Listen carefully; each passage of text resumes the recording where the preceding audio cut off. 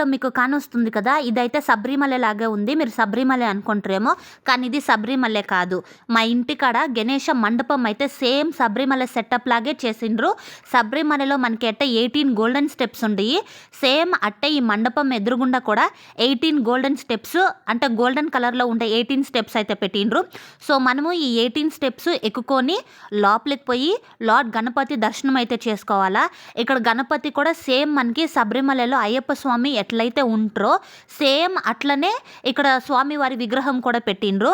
ఇంకొకటి వీళ్ళు ఏం చెప్పిండ్రంటే, ఇక్కడ ఈ విగ్రహం కంప్లీట్ పిఓపి కాదు, మట్టి విగ్రహం. పెయింట్ మాత్రం గోల్డెన్ కలర్లో కట్టిండ్రు. సో ఈ విగ్రహాన్ని మీరు కానీ కరెక్ట్గా కానీ చూస్తే సేమ్ అయ్యప్ప స్వామి శబరిమలలో ఎట్లయితే ఉంటారో సేమ్ అట్లనే చేసిండ్రు. సో ఈ కంప్లీట్ సెటప్ ఎవరైనా కానీ చూస్తే శబరిమలనే అనుకుంటారు. సేమ్ శబరిమల లాగానే చేసిండ్రు.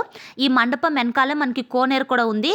అప్పుడప్పుడు వీళ్ళు ఈ కోనేరు కాడ కూడా గణేశాలు అయితే పెడుతుంటారు. ఎవ్రీ ఇయర్ ఈ టీం అయితే ఒక్కొక్క సెటప్తో అయితే వస్తుంది.